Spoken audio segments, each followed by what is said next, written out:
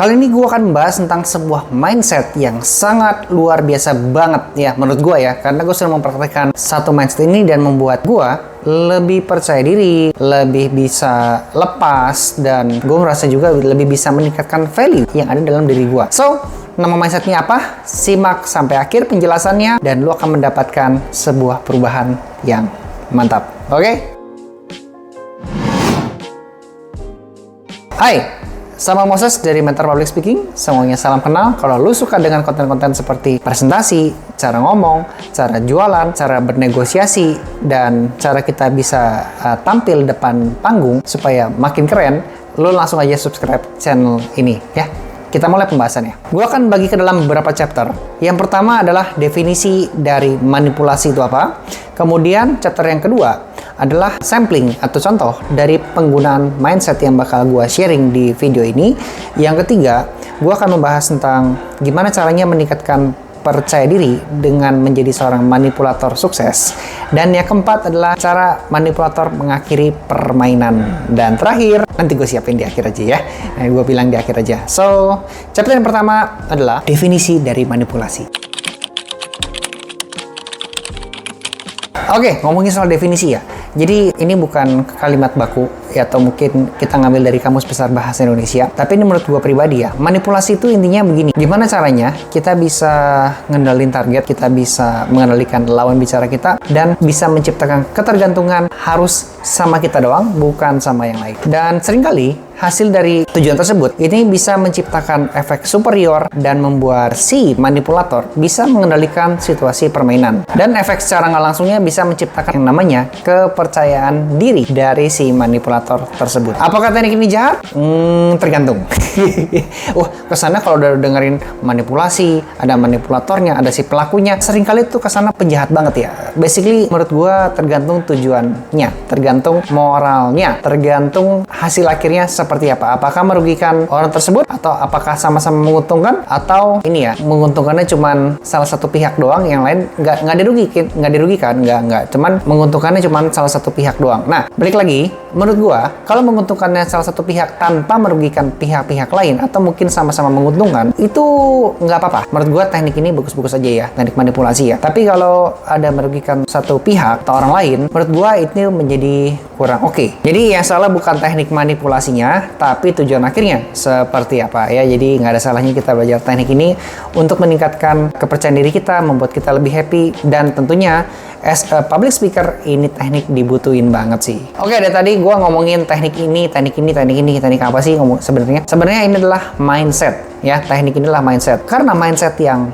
tepat, karena mindset yang tertanam dalam diri kita, ini bisa menghasilkan perilaku-perilaku yang membuat kita mendapatkan hasil akhir yang berbeda ya. Jadi kalau lu punya mindsetnya yang tepat, maka nanti lu bisa senyum, lu bisa ketawa, membuat orang berperilaku sama kita akan jadi berbeda juga. Kita berperilaku sama orang jadi berbeda juga. Cara ngomong, cara berintonasi, cara berkata-kata, pemilihan kata-kata pun akan sangat berbeda banget. Dan lu juga lebih pede dalam memberikan instruksi dan mengeluarkan value dalam diri yang lu punya ya. Jadi itulah filosofi dari mindset, betapa pentingnya, dan ini merupakan the fundamental sebelum kita berperilaku ataupun keluar dari diri kita dan kelihatan sama orang lain.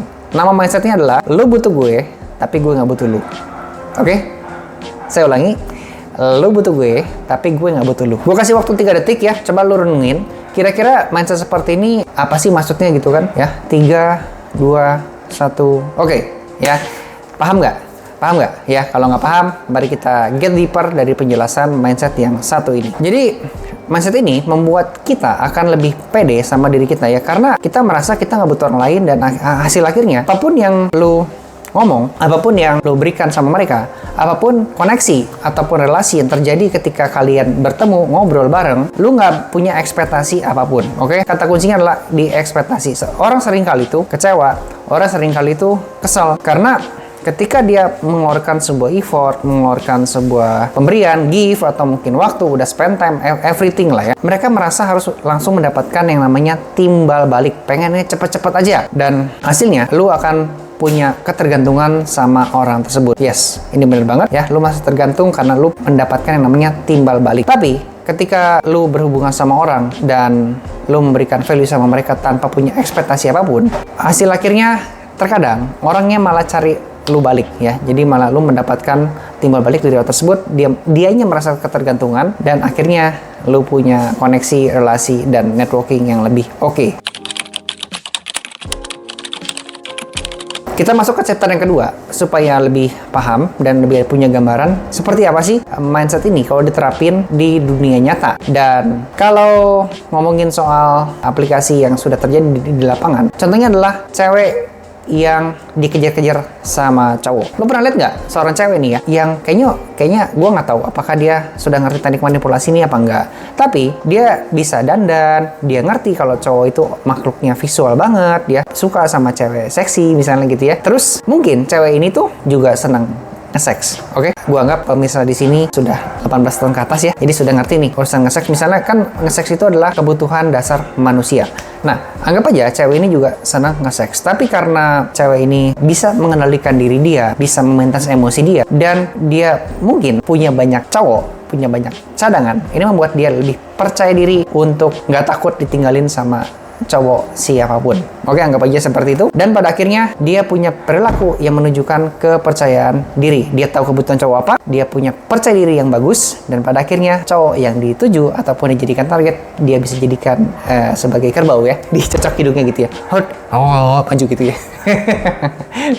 Contoh kedua, lu pernah lihat nggak cowok-cowok bad boy ya, yang kayaknya nggak punya perasaan, kasar banget ya, ngomongnya amburadul, banyak bahasa-bahasa kebun binatang, tapi lucunya banyak cewek yang tergila-gila sama dia. Pertanyaannya kenapa? Karena dia nggak butuh cewek. Ya, kok bisa nggak butuh cewek? Karena ceweknya banyak.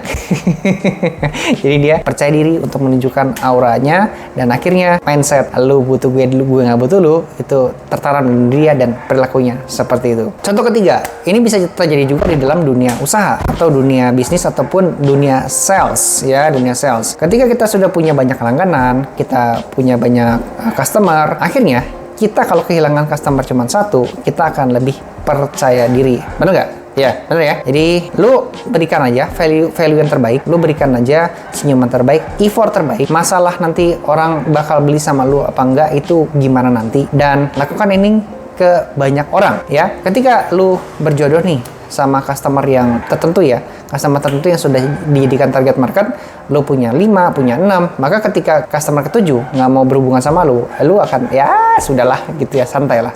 Yang pasti kan kita tetap keep in touch. Masalah nanti lu beli nggak beli mah gimana nanti lah, yang penting kalau lu butuh gue tapi gue nggak butuh lu. Oke? Just give the best effort aja. Nah, sekarang kita masuk ke chapter yang ketiga ya. Jadi, impact-nya apa ya? Kalau misalnya kita bisa menerapkan teknik-teknik manipulasi barusan, ya, kita bisa mengeluarkan percaya diri yang tinggi, kemudian target juga merasa bisa tergantung sama kita, karena cuma kita doang yang punya kayak begitu ya.